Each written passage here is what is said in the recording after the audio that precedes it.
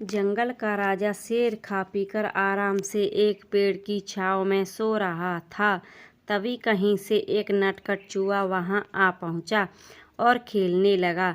खेलते खेलते वह शेर के ऊपर चढ़ गया और वह शेर की पीठ पर दौड़ने लगा और वह सोते शेर के ऊपर उछल कूद करने लगा। चूहे की उछल कूद से शेर की नींद टूट गई और आंखें खोलकर उसने देखा कि एक छोटा सा चूहा उसके ऊपर खेल रहा है।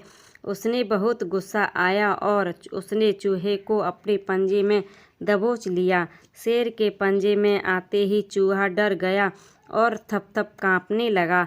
शेर बोला, बदमाश चूहे, तेरी इतनी हिम्मत कि तू जंगल के राजा शेर की नींद में खलल डालने, अब तेरी खैर नहीं।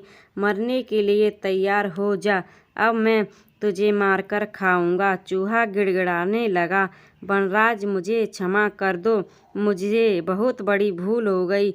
मुझ जैसे से छोटे प्राणी को खाकर भूख तो नहीं मिटेगी, कृपा करके मुझे छोड़ दीजिए।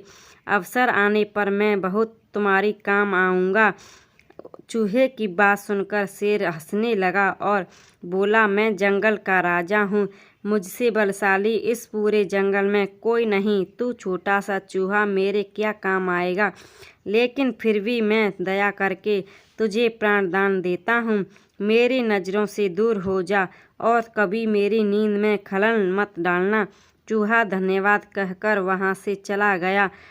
कुछ दिनों बाद शेर जंगल में शिकार के तलाश में घूम रहा था। तभी कहाँ वह शिकारियों के जाल में फंस गया और शेर दहाड़ने लगा। शेर की दहाड़ चूहे ने सुन ली और चूहा शेर के पास आ गया और उसने जाल को काट दिया।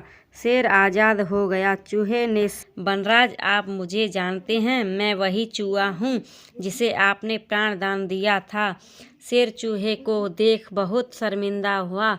इस कहानी से हमें क्या शिक्षा मिलती है कि हमें किसी प्राणी को छोटा नहीं समझना चाहिए।